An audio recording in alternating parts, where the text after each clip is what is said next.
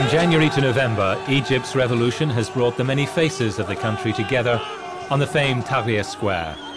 And women of all ages and backgrounds came in their droves, determined to play their part in the building of the new Egypt. Will the country's still very conservative societies live up to their expectations?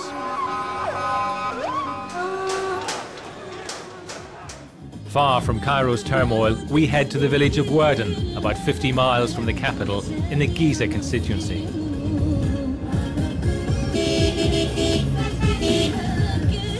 This is where the first Union for Women Farmers in Egypt was allegedly formed just a few weeks ago. It would have been illegal before the revolution. But in Werdan, nobody has heard about it. The village would really need something like that, says this woman, whose family works on state-owned land. Tools, fertilizers, seeds, social services, schools, healthcare, everything is missing here, she says. And the revolution has changed nothing for her. Women have benefited from nothing. They're victims.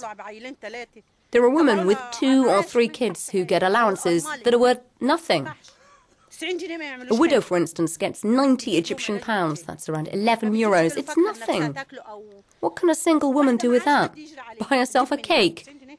What can she do with her land? Nothing. We're suffocating. I'm suffering because I don't have enough money to buy fertilizer or anything else to live decently. Farmers are exhausted. I don't even have a proper dress to wear for the Eid celebrations. Bureaucracy, corruption, unemployment, poor healthcare and educational systems. The legacy of the former regime continues to plague the population. Among those most active to bring about change in the rural parts of the country is the Justice and Freedom Party, representing the Muslim Brotherhood movement at the parliamentary elections. Asa El Gharf is one of its candidates in the Giza constituency. A few days before the polls, many have come to attend a women-only meeting. Access to jobs and education are some of her priorities, as long as it doesn't affect family values, she says.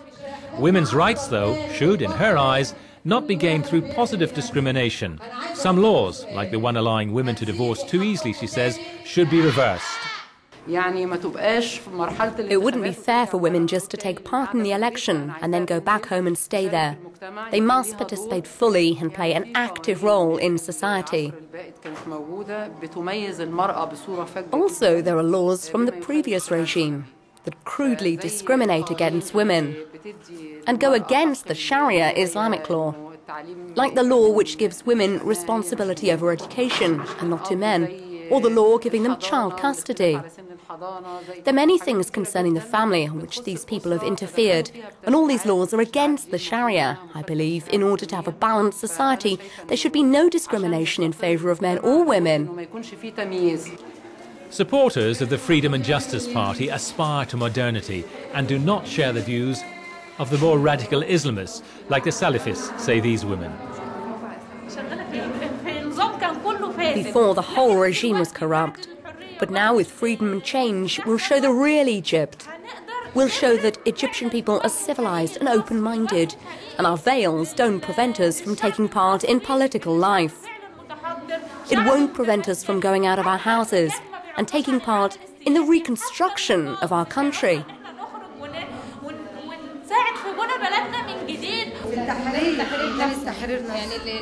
We were liberated on Tahrir Square. Our model of women was there.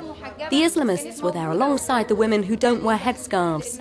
What happened there allowed us to speak out. Thank God we met these women, we talked to them. And we also found they were different from the image we had of them all our lives. Free on Tahrir Square, Egyptian women's voices, veiled or unveiled, still have to come to terms with a huge wall of discrimination. If you look at gender equality on a world and regional basis, Egypt is one of the least advanced, according to international human rights organizations. Known for her opposition to the Mubarak regime, famed journalist Bothaina Kamal is at the forefront of the fight against military rulers. Equality for all is her priority, even before women's rights. She is Egypt's first and only female presidential candidate.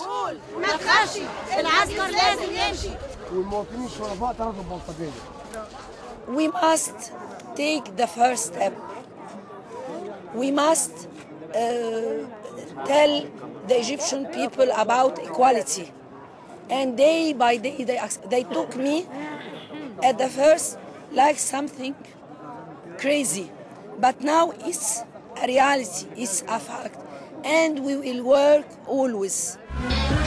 Challenges are numerous for women, not least widespread violence. The country's rates of sexual harassment are very high. More than 80% of women have been subjected to some form of sexual harassment. The police and the military are often accused of carrying out the abuses. Among the most recent allegations are that protesters arrested in January were subjected to virginity tests. Only one lodged a complaint. In the turmoil of November's demonstrations, several of the activists we had arranged to talk to on the subject of women's role in the new Egypt called off the interviews. We finally found a few of them late at night in Tahrir Square. Jamila Ismail was unsuccessful in her bid to win a seat in the new parliament as an independent candidate.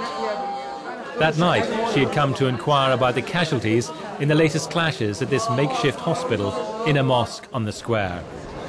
Egyptian society has more urgent priorities than women's rights, she says. When I go down to my constituency, women do not stop me and say, we need our women's rights. I never heard this. They would say, I want better education for my children. I need a house. I need medicine. I need proper health care. Women and men have lived underground, have been beaten up and assaulted and detained, and have been deprived of the rights, women and men, in the past 60 years, and yet they were shut up. Today, women and men feel their freedom. They know that they can change something. They have a desire and a will, and they are still struggling together to bring about a better living conditions.